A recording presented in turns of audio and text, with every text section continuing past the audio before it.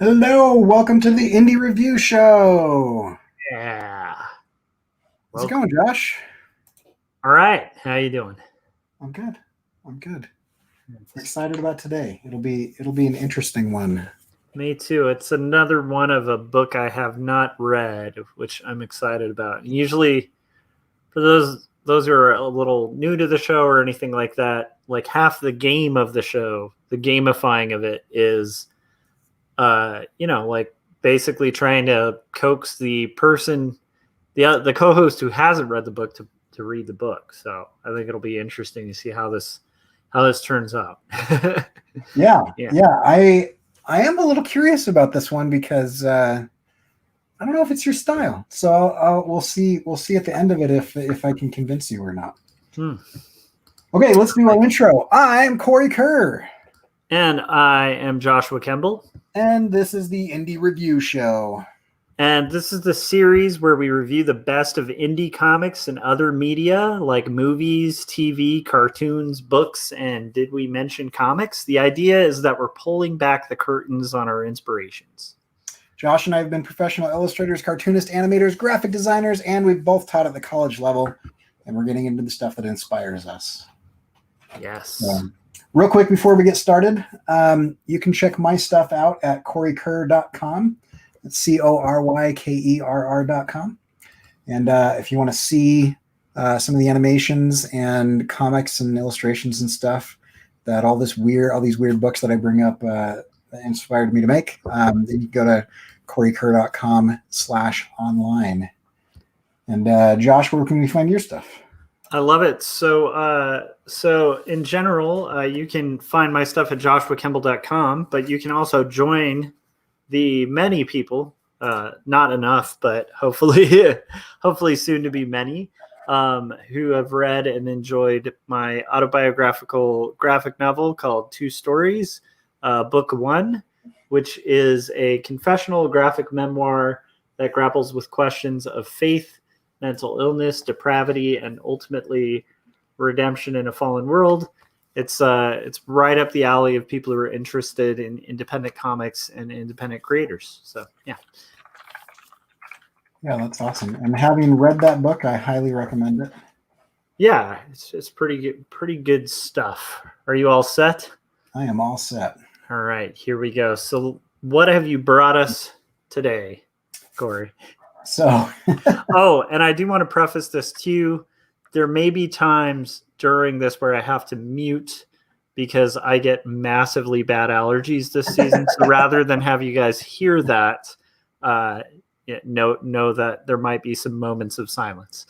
that is okay. I'll try to talk enough for the both of us. So I love it. There won't be moments of silence.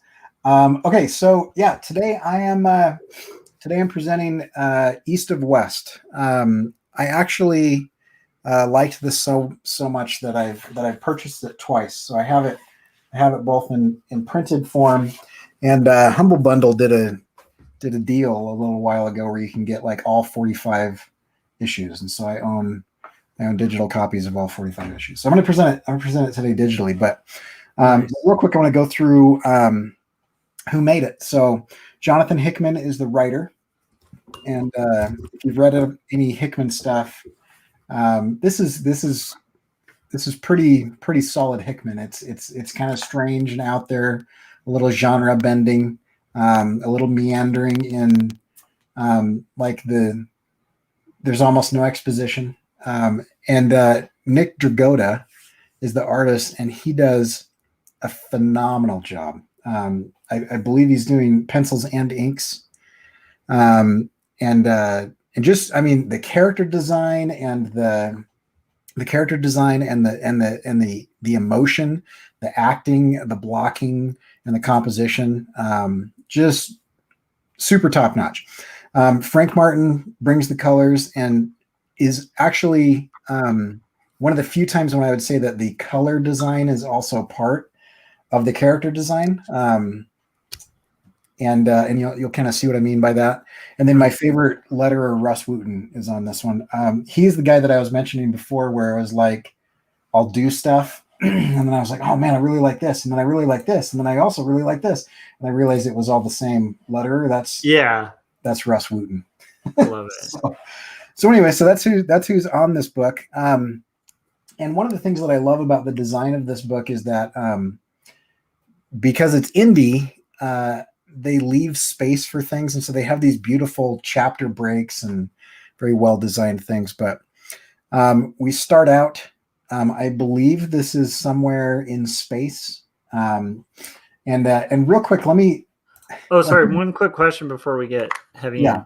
So this was originally serialized, and this is a collection of like original floppies, I guess, collected. Yeah. So I'll be covering volume 1. Okay. Cool. Of this, and the links in the description and on irsagency.com are both. You can get either volume 1, or you can look at the collected compendiums, which are kind of larger library editions. Got it. And have they concluded the series, or is it ongoing? Yep. Okay, cool. Okay, those were just my nerdy curiosities on that one. So awesome. Yeah, it's concluded, and it's we couldn't even begin to scratch the surface of going the whole story arc here. So yeah, that's a good call, honestly. Yeah. So we start somewhere that I think is in space. And I'll just read you really quick what I wrote as a description of this, because I'm trying to encapsulate like what it is, and I think it's a good place. But East of West is a weird, twisted sci-fi, high fantasy, apocalyptic Western, where death has broken the ranks with the Four Horsemen, and the world has begun to split into 7 different nations. And so we start here, and we jump in, and we see this series of panels where things start to glow and crackle and spark, and then these creepy 3 children kind of emerge. And then the one says, "This isn't right." What's happening is that these are 3 of the 4 horsemen of the apocalypse being reborn. They cast some items, and they read that the eye, the feather, the bullet, and the bone. There's no mistaking that, of what's happening here. And so we're getting into some really deep kind of ethereal magic voodoo type things. And they decide that they're going to have to kill Death because he's not one of them anymore. And so then this is one of those pages that I like, where they'll just stop and they'll give you like this little thought, and it's always related, but a little bit other than the story. And this was actually the pitch that Hickman used to pitch this. The things that divide us are stronger than the things that unite us. And so this is chapter 1, Out of the Wasteland. I do love already the fact that you brought up the fact that like indie books, and one of the sad things, like this shouldn't be only indie books, but one thing you'll find in what we tend to classify as indie for this channel is the incredible book design used, and the lack of fear of white space and common like design errors that you see in like a lot of mainstream. That just like indies have the freedom for the artists to actually be like, no, this chapter break is going to be one tone, with a lot of air. So I wanted to highlight that. That's a really good point, because this is really nicely designed. Yeah. And so you see pages like this and like this, which in a mainstream comic would be considered wasted pages. Yeah. But they set the tone, and they give you a pause, and it's really good pacing. So we jump in here, and we see a series of events. And so this is the Civil War that's happening here. And you have this man named Elijah, who is one of the Civil War Greys. And then at one point in time, he receives revelation and turns into the prophet Longstreet. A year later, Standing Bear submits to Red Cloud, and so Red Cloud becomes the chief of chiefs, and that is the beginning of the endless Indian nation. They began fighting a war, and then America began fighting a war on 2 fronts, and it was tearing the world apart. People were kind of aligning and everything, and then a comet strikes. And it says, there are those that say that the comet should have struck some other land, that God, like with Joshua and the Amorites, somehow held the world up, keeping it from spinning so that he could deliver his judgment. Divine intervention or not, this marked the end of all hostilities and the remarking of the territory, and it was then divided up against 7 nations, the 7 nations of America. So this is in the early 1800s, and we're fast forwarding into kind of our time now, though obviously a different timeline. The accords were signed at Armistice, and that Armistice is the epicenter of the comet strike. And then the prophet Longstreet penned the second book of Revelation at the same time as Red Cloud shared a waking vision of his council of elders. Those 2 things have come together, the written word and the spoken word, to become what's called in the story as the message. Huh. And then you have the beginnings of different things. And so we see in New Shanghai, which is one of the 7 nations of America, you have the Mao dynasty continuing to kind of do that. And then you have the Indians and the Chinese and the Southern whites and the blacks and different cultures, Northerners and Southerners and different races and different communities of people develop into these nations. And so now we have these 7 nations.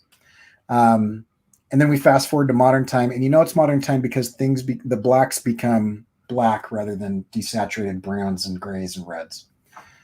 And so this man walks into a bar, and he brings with him 2 Native American witches, and it's a bar full of futuristic Confederates who are quite racist, and the bartender says, "You're welcome here, sir, but your companions are not." And he says, pardon me if I failed to notice your company, sir, but you'll find yourself today on the edge of civilization. The edge of late is bloody. So it don't matter one bit who's vouching for the unclean. I'm afraid their kind get no service here. And he says, the wolf doesn't drink. He's of a particular sort. And the crow, she would never drink here. So this is the man in white is death. You'll notice that he's an adult because he didn't die, whereas the other 3 horsemen died. The woman is crow, and the white man is wolf, and they are friends, compatriots of death.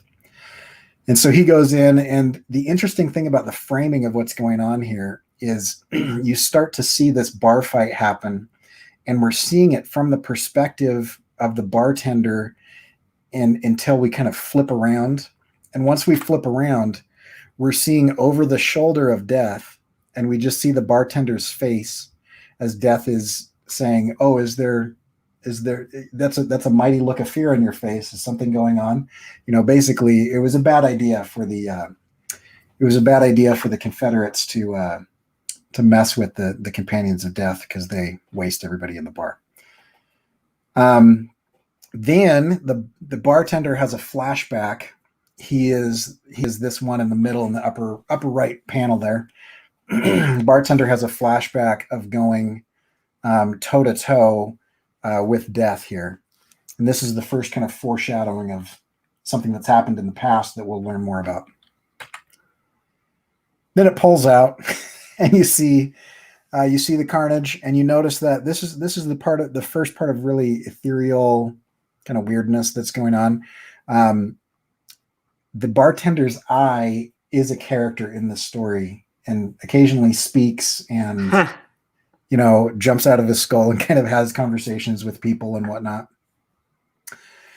So anyway, it turns out that the bartender is of an old class of people called trackers or hunters, that they basically have a network of a combination of technology and magic that is able to locate anyone. And he was instrumental in finding Death's location to go and take something from him that we don't know what it is yet.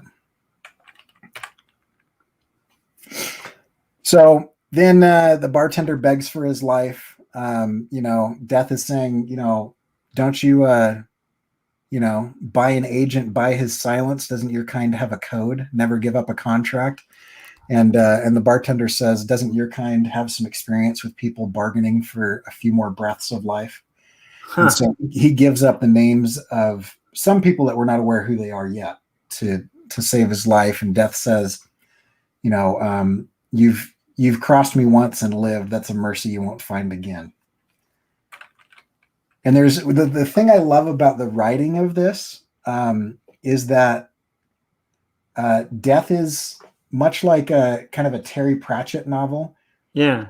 He's a physical entity, but people speak to him and he speaks of himself as an anthropomorphized force. Yeah. Actually, it's funny you mentioned Terry Pratchett, because I'm like, there's definitely some like Good Omens, like the novel overlap. It seems like in theme, because I mean they both deal with the Horsemen and stuff. So that's an interesting parallel. But I agree. That is interesting. He's not. I like that idea though. Yeah. And he's it's also kind of funny that he's just kind of like he's kind of just like a John Wayne Western hero character. Yeah. And he's written in a way where you can hear a little bit of the twang and you can hear a little bit of the country in him, And another thing that's interesting is that Crow and Wolf are often having conversations like close behind or near Death, where they're trying to figure out exactly what's going on. And you get the impression that Wolf has known Death much longer than Crow has. Got it. And so this is also one of my favorite things about Dragotta, is that he has this incredible ability to design the most interesting things. Death's horse, which in the Book of Revelations is a pale horse, in this book is some sort of like large greyhound horse thing that we find out later is a giant cannon, like a huge laser cannon. And then also just we're slowly pulling out of this, and you get little hints up in the upper left-hand corner here where we're looking at some mountains mixed with some tech, and you'll see a lot of like natural elements mixed with industrial elements kind of in the design of certain nations, and each nation has a very distinct visual flavor of architecture and clothing. And everything. I mean, the world building visually is incredible here. It's quite good. Yeah, it's a great panel too, with that silhouette of the horse up top. That just the composition of these are really nice. Right, and this is where I say the colorist is really singing. I mean, that's some like Chuck Jones level, kind of red hills there. Yeah, for sure. So then we cut over to the Three Horsemen. They are discussing how they hate being children. They hate this part before they transition into adults.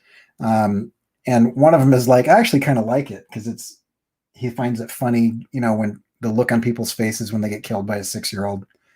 And they're cracking. It's like gallows humor all throughout these 2 pages.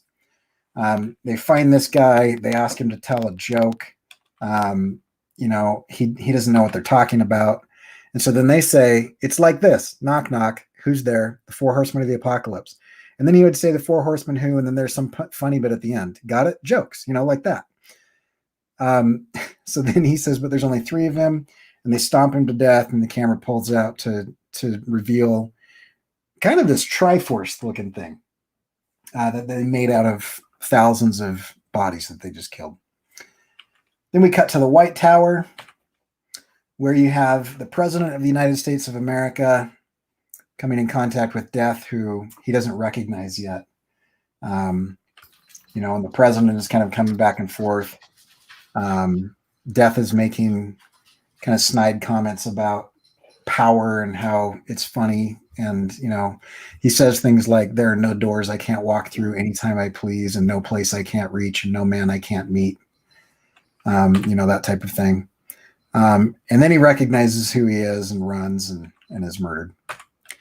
And just the interesting thing about the interesting thing about the drawing is you feel like the hair trigger that it takes from Death to go. He's not subtle. He goes from calm to like just raging, like a murderous rage in a second. And you almost see that, the white character design. He's like a white heat, like kind of like that. And then the typography is always really good. Yeah, those panels on the right also really remind me of like Lobo. Yeah. Like just that vibe of kind of ultra violent, angry dude. It's pretty awesome. Yeah. Yeah.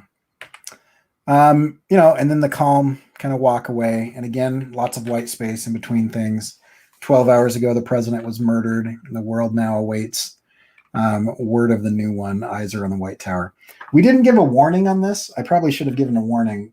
I wouldn't say it's as violent as some comics that I've read, like Invincible is much more violent, but where it does get violent, it's pretty gruesome. So there's a warning after the fact. Sorry about that. Yeah, it seems like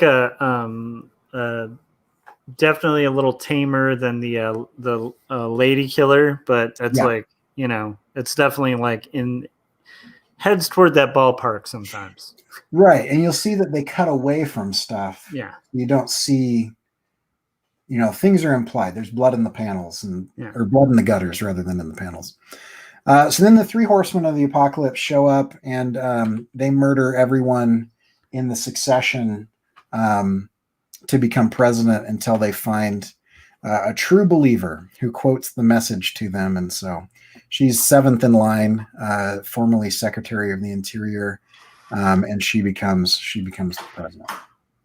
And then there's just gibberish, which later makes sense, but they begin quoting parts of the message. So I think I'm gonna break here and introduce some of the people that we're about to see, because this is a cast of characters that spans 7 different countries, and it's actually a fairly expansive group of people. So you have War, Famine, and Conquest. Those are the three horsemen of the apocalypse.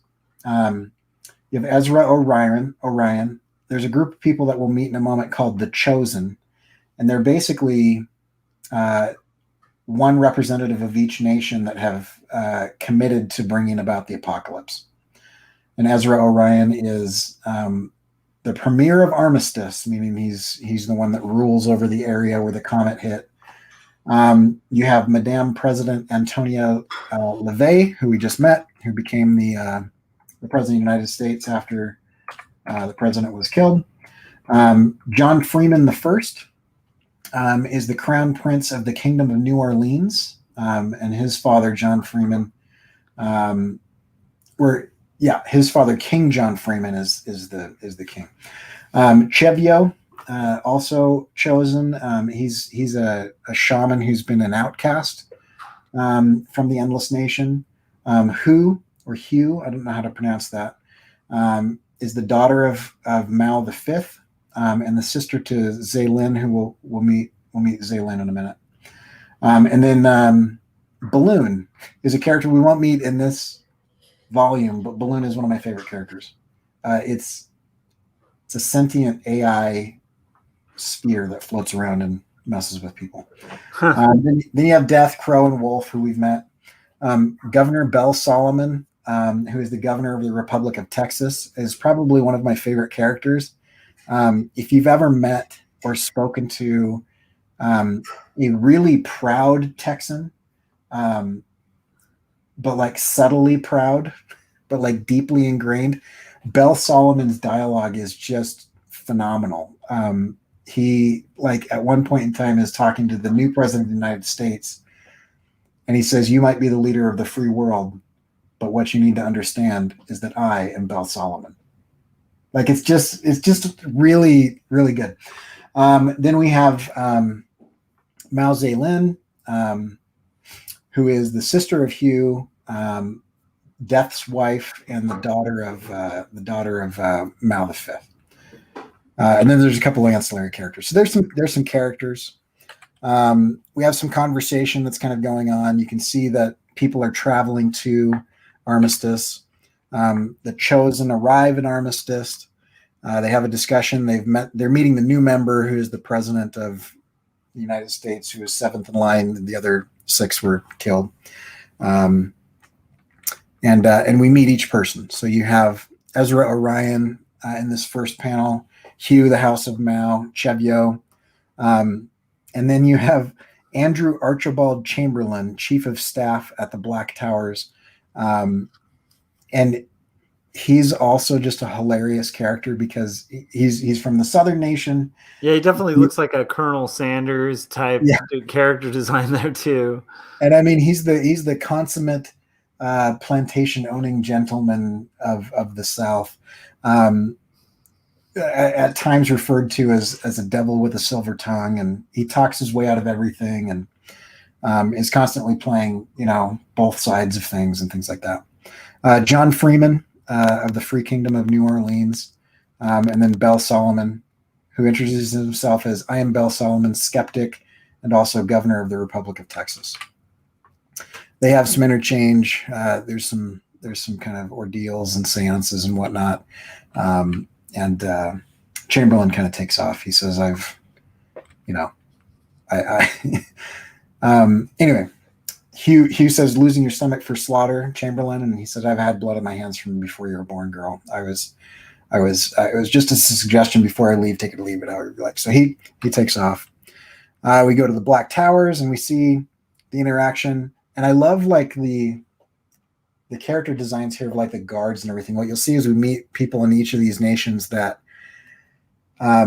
there's old stuff, like the Confederate flag, mixed with futuristic technology. And so we have what a Confederate soldier might look like, 20 years from now, if this were a high fantasy sci-fi dystopian, whatever, right? And so they kind of have all those colors, and even looks a little bit like kind of a wool cloak, and they still have these long rifles and things like that. So he walks in and has a conversation with Death, and this is pretty good dialogue here, in kind of the back and forth is interesting. I know I'm reading a lot more than I typically do, but I love the way that some of this stuff is written. So he says, there are two types of men who feign boldness. We call them gamblers. And then there are they who are truly bold, and we call them valiant.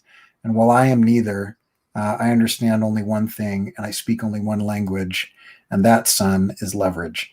And the chutzpah it takes to call Death son, it's just kind of to his character. And he's always, very calmly doing things and, smoking as he kind of is being threatened and whatever. And you can see through his body language, in the left middle panel here, he's leaning back and stuff. He's not unafraid. He's just very composed. So he somehow convinces Death not to kill him yet. And Death reveals that the hunter has given him the list of names of all but one of the chosen. And so he knows who the people are that betrayed him, and he's going to go kill them one by one. He's already killed the president, who's on that list. He came here to kill Chamberlain. Chamberlain kind of talks him out of it, and anyway, says that. So then we meet Zhao Lin, who is the Lotus of Death, and it's quoted here: of a third, but not of three, a lotus, the death and the resurrection of love, a cup of a cup, a chalice of a chalice, which later starts to make a little bit of sense, but never really makes total sense because it's the message, which is supposed to be this cryptic type thing. She's obviously extremely dangerous the way that she's handled, kind of throughout everything, and just in the shackles that they have and everything. And we cut back to Chamberlain saying, "What you don't know is that your wife is not dead, and I know where she is." And so we realize that Zhao Lin here is the wife of Death. Hmm. Who is this woman? The one that conquered death. And so then we get a little history of the. I like the pacing a lot already because I'm just noticing it's got a very like mythological vibe to it in a lore, like a very storytelling style to it, like telling a tall tale and weaving in kind of like prophecy and mysticism and stuff like into it to kind of just make this really intriguing pacing. I'm already really into that, like that part of it, because I do enjoy those breaks, like, and then they give you like little hints, and I think that makes it so far really fun to like kind of see, Yeah, I agree. And again, the design of the book, just with those little breaks and everything, just the way it is. Yeah. Even the fact that they went gray here instead of black. Yeah. It's just everything about it. I just love it. So we start on a lotus, and then we're given kind of a manga Eastern style of storytelling where we just start seeing little vignettes, little scenes, little glimpses of the surroundings before we actually get. It's all it's storytelling, but not in a linear fashion. Yeah. And so anyway, so then we see this. She's brought before her sister Hugh, who's one of the chosen. And they're scanning her, and you can see again this mix of like ancient and modern. We have kind of the architecture and the the curved rooftops and the paper windows and things, but then they also have like projections that come out of their hands that can scan someone to see if they're concealing any weapons. There's mention of her being modified, and then just more good dialogue like, "She's clean, ma'am. Yes, like a dog's mouth." You can tell that there's no love lost between these sisters here. And so some flashback again to this scene where everybody is circled around. We still don't quite know what's going on, but we're starting to see that these three characters on the right here, those are the three horsemen of the apocalypse as adults. So we're flashing back. We're flashing back to that. So you can see some of that going on. You see a battle that happened, and then you see this line: "She lasted longer than you will." So then we cut in, and we're back at the bar. The newly refurbished Atlas uses it as "Welcome to the Atlas, newly refurbished and exceptionally fine." And then this guy's having a bad week because now he comes in and he's meeting the other three horsemen. So he didn't have a great day when he met the first horseman. He's meeting the other three horsemen, and they are kind of conjuring what has happened in this place in the past, and they see the image of the adult death. You can tell that they're getting a little bit older and a little bit taller. And just one thing that I love about comics is the sound effects. And so this splurt, as the eye pops out of this guy's head and begins to tell its story to the horseman. and Wooten here is just killing it on the lettering as you get these little subtle changes, and you can almost hear the quivering creepiness in the red balloon there. So he begins to kind of spill it, saying that death came, and he came with two witches, and then he gets captured and shoved back in, and before they kill him, he says, "I have something that I can tell you." And he reveals that the trackers, of which he is one, can find anyone through this depository of what they call the Pathfinder, which is a depository of like this metaphysical technique and modern technology. And so he locates Death, and they head out. So now we cut to Death, and Death is wandering ahead of his friends while Wolf and Crow are discussing what's going on, and Crow is trying to figure out what Death's motivations are, And Wolf says, I don't wonder what they are. I know his motivations are love. You come face to face with love, and before the sun sets, you've become someone you didn't used to be. It makes the old new. It makes dead things live. Love makes you into something better. It's the reason a wolf would chase a crow, even knowing he can't fly, and she don't ever need to touch the ground. Love sends a man halfway around the world just for the hope of catching it. So you get an interesting kind of glimpse into all three characters' motivations, even though they're all talking about kind of death. Then we go back to New Shanghai, the Imperial Palace. We've got Premier Mao here. And the two of you, since you were young like animals, at each other's necks and blah, blah, blah. So this is Mao the Fifth.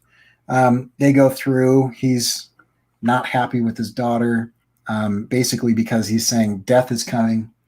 And death is coming, and it's your fault because you courted death. As the wife of death, death is coming for us all. So he has her released. He sends a message. So that messenger kind of takes off, and the message is suing for peace, but he does it really poorly. He's conquered several of the nations, and so he's a little hubris comes into play here. He's a little cocky when it comes to war, and he basically tells death, tell death we will not be the only ones to die here today. Tell him I swear it. And so death, the messenger rides out. Death, Crow, and Wolf are just decimating the armies. The messenger basically says, I have a message for you.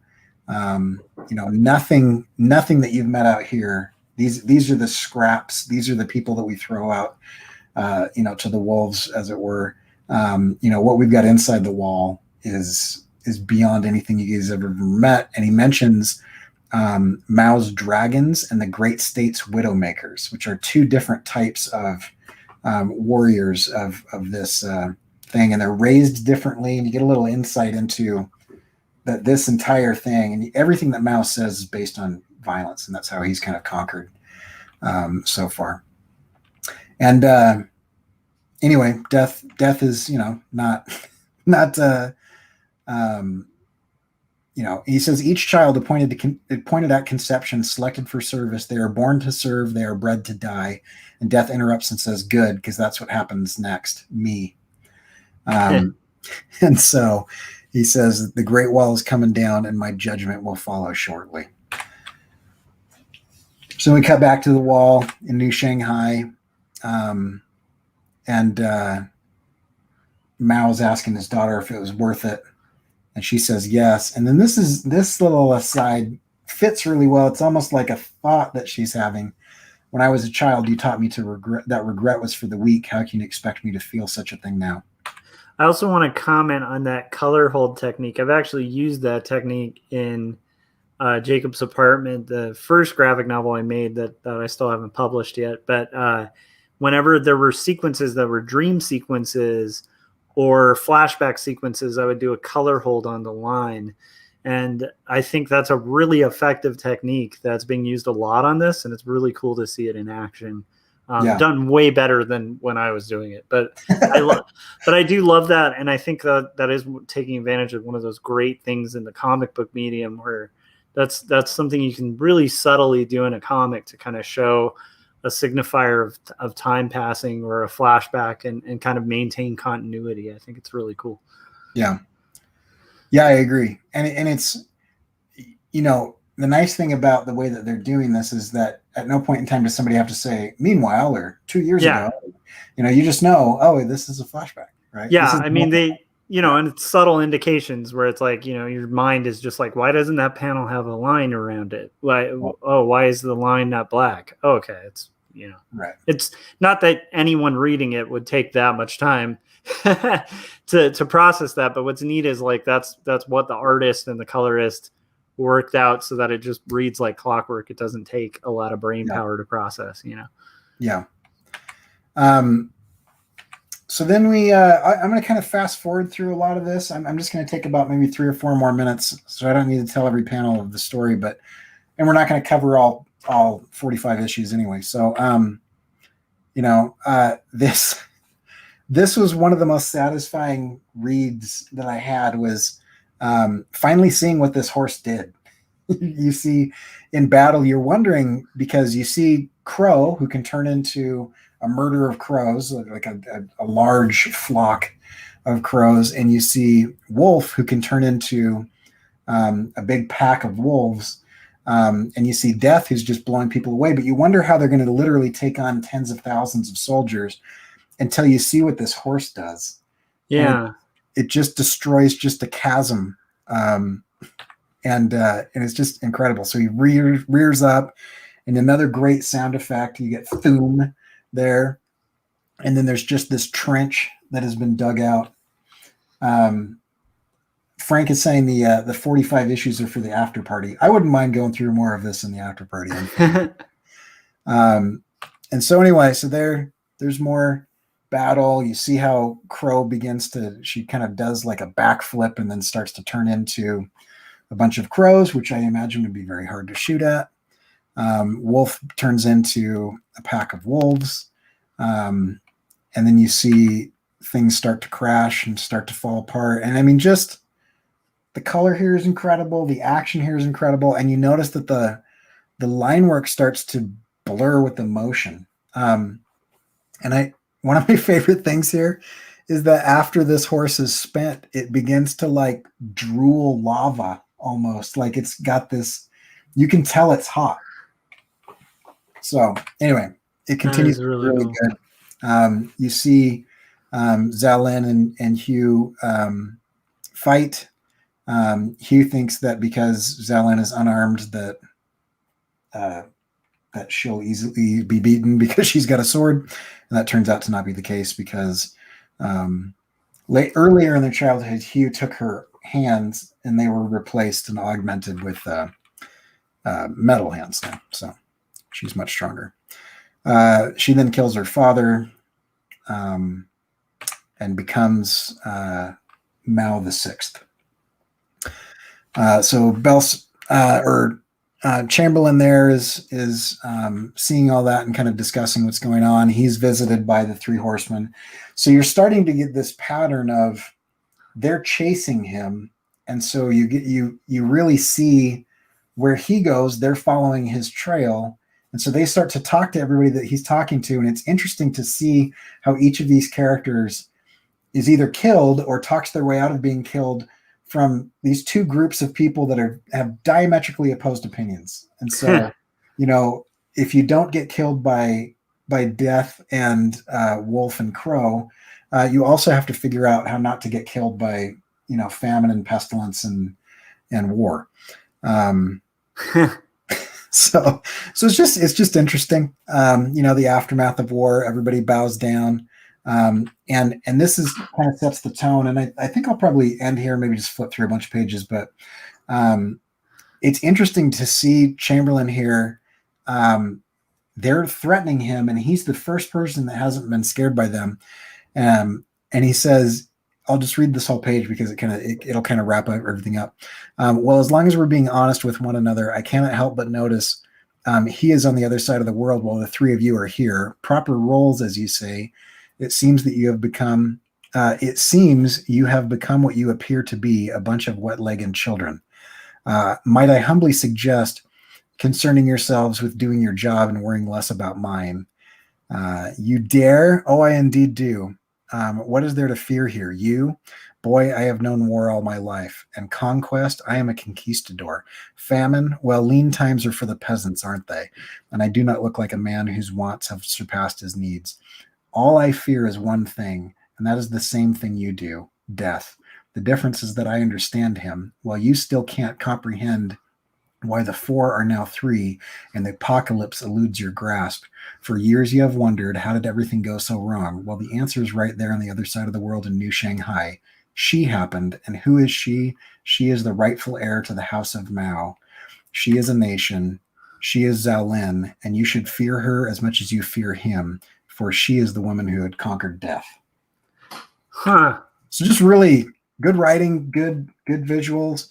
We now meet this Belle Solomon comes and everything, but everything about this is just incredible. And this is where we have a flashback and we see how Zelnyn courted death by killing over 100 men in a day, and he took notice of her, and so anyway, great book, highly recommended. Some spoilery stuff at the end that I'll just kind of skip over, but that's All Men Tell Lies. These are a few of them. So I love it. Great. So I guess that this would be a really good time to do our audit. yes. So let me switch it. I believe this will get us there. So it's time to balance the books. The Indie Review Show is brought to you by Audible, and you can now get a free audiobook and support the show by going to audibletrial.com/IRS. And this week, I am recommending The Sandman by Neil Gaiman. And I would say the audiobook version of this has a full cast. It's incredible. If you guys are unfamiliar with The Sandman, at some point on this show, I'm sure we'll be covering multiple books by Neil Gaiman. He's probably one of the most prominent, prolific, influential authors in comics in the last like 5 decades, and it's good stuff. It's mystical, it's mythical. I think it ties in really well with the book that Cory brought as well, because it's sort of this mythological story of this family of the dreaming and of the Sandman, who's the main character, the brother of Death, who is personified and actually a woman who is really in love with life as a character. And it's just got these great, wonderful horror and fantasy. It takes steps with horror and fantasy and interwoven mythology in a way that only Neil Gaiman can. So when he goes horror, it'll be like the most horrific thing you've ever read. When he goes mystical, it'll be one of the most mystical. When he goes romantic, it'll be one of the most romantic. So anyhow, I highly recommend it. And I was really skeptical. I'll just say on the last part, I was really skeptical about how it would translate as an audiobook, and was really pleasantly surprised by how well they pulled off this book. And the cool thing is, if you use that code, the audibletrial.com/IRS, I believe you can get this book for free on Audible, so with a trial. So yeah, that's my recommendation. And then we'll just go back to the thing. Oh yeah, I was also going to say, if you like this book or any books we're recommending, go to irsagency.com, and it's easy to support the show by just clicking on one of the links. So when we recommend you go to irsagency.com, if you buy anything on Amazon, like you're going to buy a book, if you go through the irsagency.com link, it gives us a kickback, and it doesn't raise the price for you. So it's a good way to support the show and help us keep making the time and effort to kind of review and talk about these things. So yeah. Absolutely. There's a lot of discussion in the chats about the after party, which seems to be way more popular than the actual show. That is true. Well, it is a party. Yeah.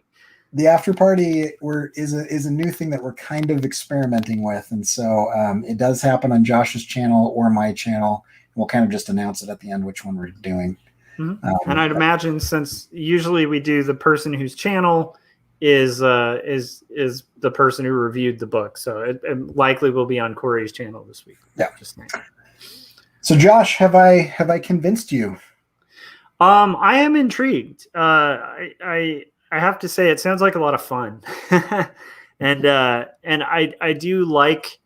I think the thing that really stands out about it, that kind of differentiates it from quite a lot of work in that genre, and I'm glad you mentioned it at the top, is definitely the character design. Like the character design, like that horse, and the different characters just really make me interested on a visual level. Mm-hmm. And I have to say, like, the plot got me intrigued, and I do want to know what happens next. So it definitely seems like a fun, action heavy, sort of thriller-ish thing, because there is like this whole air of mystery that it seems like they're kind of weaving throughout. And how could you not want to read that? It's just fun. And like, I do enjoy the dialogue, and I also always like, I'm a sucker for a dystopian story that takes a what if kind of approach to history, where it's like, hey, what if like at this time in history this different historical thing happened, and then the whole planet broke into these different factions or something like that. Right. So I do love that, and I liked that on an art level too, like the mixing of different genres where they're pulling different cultures and stuff and kind of mixing it with tech. It's just overall a lot of fun. So I definitely am interested, and it also just it seems like a fun action, story, but also kind of mixed with a Western and its own kind of unique thing. Plus, the Four Horsemen of the Apocalypse are just such a great. That's just such great fodder for a future story that it's always fun to read a take on it, and this definitely seems like a unique take on that. So yeah, I'm definitely interested. Yeah, it's great. So, and let's read this. As somebody who's been watching for more of these lately, I'm enjoying Josh's camera monitor arrangement that makes it appear as if he's looking at Cory. So if I look over here, nice. So yeah, I love this, and I only hesitate to recommend it because there's a little bit of violence, there's some swearing, and the occasional bit of nudity, but not gratuitous. I don't feel like, but yeah, it's one of my favorite books. I mean, the colors are incredible and really set the mood as they go. I think one of the biggest things, the biggest takeaways for me is, I love things that are historical and well researched, but not bound to that history. So like in my own work, when I'm doing something, I don't want people to say, like, well, that that model of typewriter wasn't around in that year. I want it to be obvious that like there's some similarities to what's going on, but it's an alternate reality or an alternate timeline or alternate history. And I love that we can see, like, there was an American Civil War, there's Confederates, there's different things. And we have, we have Mao, and we have Native Americans, and we have like a lot of these things, but then it's so obviously, that mixed with sci-fi and high fantasy, that it doesn't, nobody's gonna go in and say, and we haven't even met the Endless Nation yet, who the character designs for the Endless Nation. I'll see if I can pull that up. The character designs for the Endless Nation are phenomenal, because what they've done is they've mixed Native American with high tech, and so nice. they have become cyborgs in that they've implanted things in themselves, and yet it still feels very authentic. And so there a lot of that kind of coded visual, but then again, that thing that I love is it's twisted just a little bit. Yeah, and I actually I got a little worried about, we're gonna have to get into that like McKay style discussion for a second, when I saw like Native Americans in it, because that always like borders possible just like inappropriate cultural appropriation. But I feel personally like, and of course I'm speaking as like we have to kind of preface every time we do this, but it's like, look, I'm a gender normative like male, right. Like, so it's like I'm not like necessarily like the demographic, like a demographic that might be offended by it, but the point being, like, I personally feel like as somebody who tries to be conscious of that kind of thing, because of what you're describing, it kind of gets away from that being something that could be leveled at it, because it's influenced, but it's not like, it's clearly not trying to be like accurate to the representations of like these different cultures. It's pulling different things in a way that is not, I think, demeaning to those cultures. And I actually really appreciated that as well. Yeah. Yeah. Yeah. And I would agree, and I don't know if I have the right to agree, but I would agree as well. Yeah. To me, and also, it's also like one of those comedians that goes after everyone. Exactly. Yeah, that's the Um, thing. Nobody seemed targeted or like depicted as less than, which I right. think is really good. So Yeah.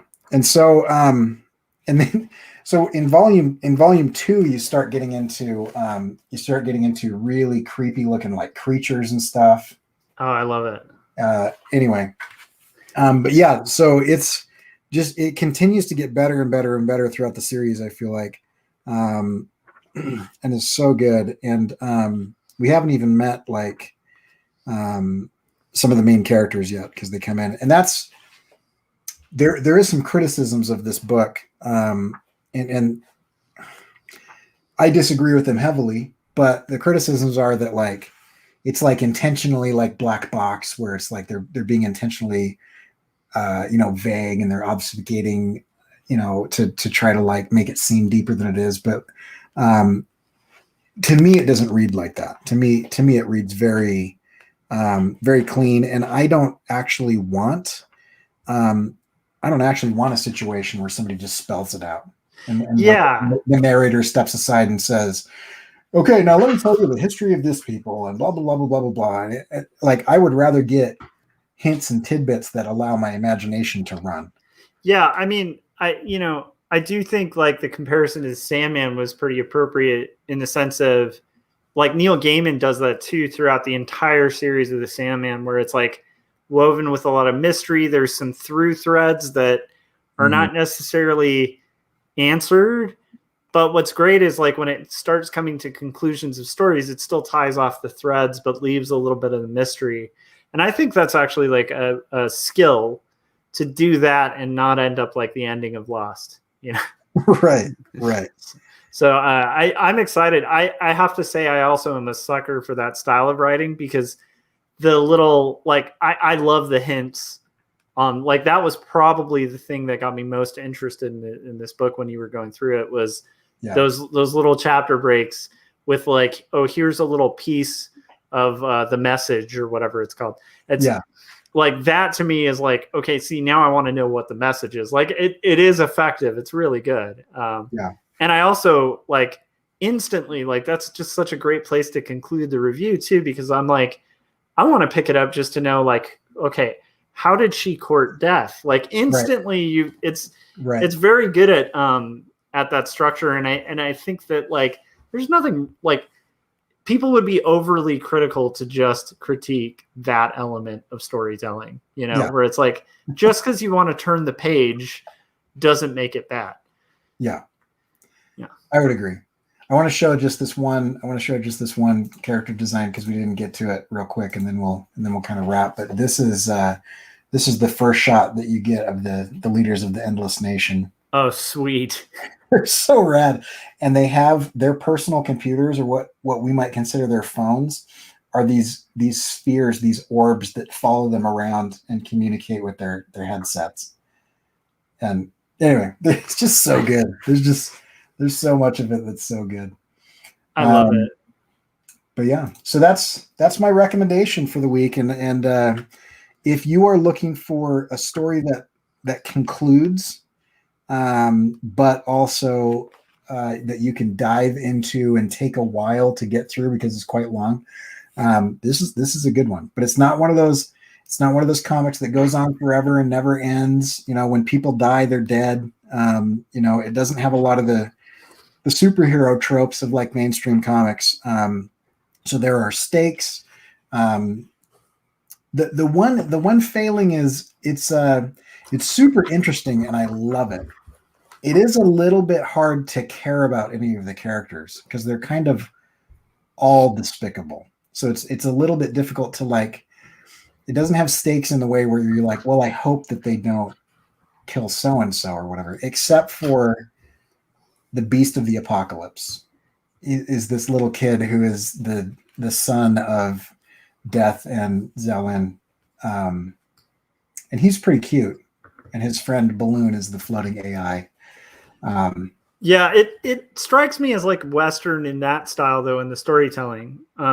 Which a lot of Westerns are like that, where it's like you don't really get a ton of backstory or reason to care about the characters other than this guy is not someone to mess with. You know, like I wonder what's going to happen when that showdown happens. Right. I mean, so it sounds almost like, in a weird way, it sounds very like premise wise, like it's got some similarities to like, you know, a good old Tarantino flick like Hateful Eight or something. Sure. You know, so Yeah. I think that's pretty rad. It sounds pretty amazing. Yeah. I'm into it. Okay, so real quick, because I feel like we didn't really brush on this. What would you kind of how has this work inspired you, or what from it do you think you could like apply to your own work? So one of the few pieces of fan art I've done is Crow. I did. It was fascinating to me to have, you know, a physical being that was also like almost a metaphor, and she was able to. I mean, just able to the way that they have her turning into a murderer of crows is you start to see them kind of breaking apart, and so. For me, this affected my art in the way that Death is white and Crow is black. And what that allows them to do is it allows them to actually transform those characters into things without it seeming weird. Like at no point in time reading this do you like start to wonder about Crow's anatomy. You know, at no point do you like, how does that happen? How does Superman fly? You know, just the character design lended itself to the magic of the world. So I would say the biggest thing that stood out to me would be that the character design allowed things in the story to happen without it taking you out of the story. Whereas if it were a different style, if it were done not as nuanced, I feel like as soon as Wolf turned into a pack of wolves, you'd be like, what? But like in this, you're just like, yep, that makes total sense. You know, like it just felt right. And then the other thing that has really impacted me was the first comic that I did, which you have read, and you're one of the few people on earth that's read it because I have tried to destroy every copy of it that's available publicly, was just a poor, horrible vomit of exposition. I mean, there were characters that solely existed to spew walls of text that are trying to explain this incredible world that I built. And after reading this, I realized like, oh, you don't have to do that. You can know all of those things and then just occasionally pull an Obi-Wan and say, well, back in the Clone Wars. And then everyone for 50 years is like, or 20 years is like, what are the Clone Wars? Like, it's just an interesting bit that you kind of like, just like in a normal conversation, you and I have a history, or friends have histories. Every time we reference something, we don't say, remember in 1984 when you and I did blah, blah, blah, blah, blah, and tell the entire thing. You just mention it. And like if you were to say like, I bought a new Wacom tablet today, I would rarely be like, what? Tell me about Wacom. When were they founded? How was a Wacom developed? How does this new technology work? It's like, no, you just kind of talk about it because it exists in this world. I totally agree with that. That's like the Star Wars lesson, I think. Like one of the things that made Star Wars so compelling and believable to people was like, the ship breaks down. They don't have to explain it. It just acts like a car when it breaks down. And everybody's been in a position where they're driving a car when it breaks down. They don't need to be like, oh, the flux capacitor or whatever. It's like, no, it just kind of works, you know? Yeah. So how about you? Did you see anything that you would that would inspire your future work? If I chose to do high fantasy or something outside of like the next book I've got on my dock is like a historical fiction thing. And then of course, you know, the book 2, which is autobio, but I do have a part of me that really loves like a well-woven, rich tapestry of a story that's dystopian. And so, definitely on a story level, I picked up a few things. I really love the pacing. I love the design. But I particularly like, I enjoy the way that like, if you are going to build a world like that, to do character designs that are pulling from history, but in ways that are unexpected, which I think everyone could learn from. I can also say I see with your interest in tech and kind of a similar process of like when you build a tech thing for like an animation, you're often pulling from things that exist and sort of reconfiguring them into something that feels familiar, but it's not like instantly recognizable. And I can definitely see that in your work a lot. So like, to me, this doesn't surprise me as like an influence or a favorite comic, because it's like, this is like a Cory Kerr type story. It's like it's in that wheelhouse of stuff you love, so it kind of makes perfect sense. Yeah, but I really like the pacing though, and I agree with you on the story too. I like that it's not building it up. That's one of the things I like about Neil Gaiman as well. It's like when you're introduced to these mythological characters, it's just like, this is this character, and you're just like, you accept it. It's kind of amazing. And I think it's a hard lesson to learn, because I too struggled with overly heavy exposition in my first graphic novel as well. So yeah, I think everybody does, but I mean, Hickman here, Neil Gaiman, and Terry Pratchett, they all have, to say that they don't have exposition isn't true. They all have exposition, but for example, James Jarvis is mentioning, that they're very transparent about the character's plot and direction, which I would agree with. But it's delayed, and so it feels gratifying, because like, we don't even get why Death is doing anything until you're like 6 issues in, and so they're very transparent. I mean, at one point in time, and I read this, and it was beautiful writing, but it was definitely exposition. Wolf just fully lays out, like, here's why Death is doing something. He was in love, and this is what happens when you're in love. Also, I love you. Like, that's in essence what those 3 pages were. They were expertly crafted, but definitely exposition. Yeah. That was 70% of the way through, the first trade paperback collected, so, and that's kind of what I mean is, when I did it poorly, it was like page 1, walls of text, here's what's going on in this world, here's everything you need to know, whereas I feel like you do need those breadcrumbs, but agreed, you don't need a pile of them at the beginning of the trail. Well, and throughout, and you particularly need it if you have a story where you aren't giving people a ton of reason to be invested in the character. So if you're going to do a story that's like plot points that are going to keep people hooked, like, you definitely need to breadcrumb that throughout to give people a reason. Because like, once again, if you're not like personally invested in like, oh man, I hope this character doesn't die, like, that's an easy investment. But like the plot thread thing is smart too, where you get a cookie crumb and you're like, what's the message? Like, who courted death? Like, like, why is this conflict happening? Like, like different things that I think that realm of mystery, it also just has the fun of a murder mystery, where it's like, that's half the hook of a murder mystery is, unless it's Columbo, you're pacing around waiting to see like, who did this? I wonder if I can figure it out first. So I think that's great. Yeah. Well, good. Well, I think that's a good place to stop. We're going to have the after party on my channel. Oh, and so one last trailer. Next week, one of the best graphic novels ever made, we'll be reviewing, and it's a horror comic. It's fun. It's goofy. I want to put it in color because like that band is in red, but whatever. You guys can wait till next week. But it's by Charles Burns, who is probably one of the most recognizable illustrators in indie comics. And they spent about 15 years on this book, but it's literally just a high school horror story where, what if like a mass plague hit a high school, written by a guy who hated high school? It's amazing.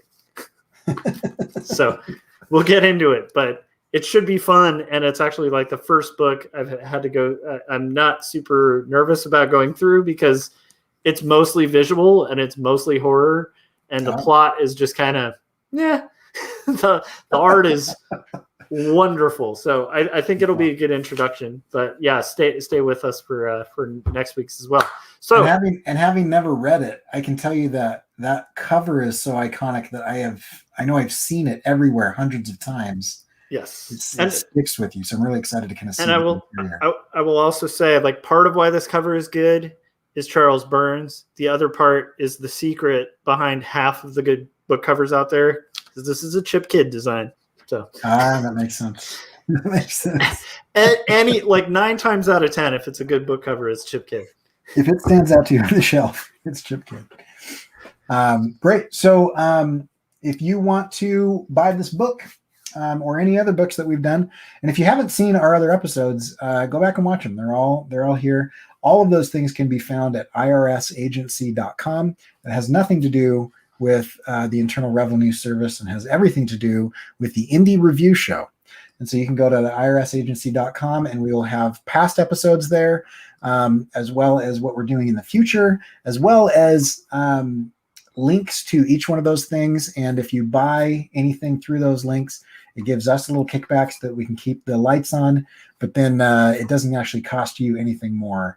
And if you don't want to do that because you don't like supporting Amazon, which I can totally understand, but you still want to support this show, we have a Patreon, which is also at irsagency.com. And if you're not down with Patreon, but you love audiobooks, then you can get the audiobook there, any audiobook you want. And if you sign up with a free trial, then they give us a little kickback as well. So lots of different ways to support the show. And Kayla here is saying she said she didn't know why. She didn't know what was going on. It's because she forgot to hit the bell. So if you're watching this now, hit the bell. And now I think they've made the bell more complicated because you not only have to hit the bell, but then you have to like choose a drop-down menu or whatever.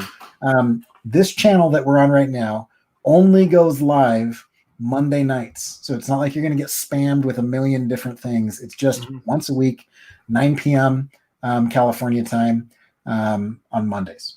I love it. And if you want to see Josh's stuff, you can go to joshuakemble.com. If you want to see my stuff, you can go to CoryKerr.com. And we're going to head over to the after party, which is going to start in about 5 minutes. So hopefully you guys come with us. On Cory's channel. Cory's channel. My channel. Yeah, this, my channel. Cory's channel. Cory Kerr, YouTube. Boom.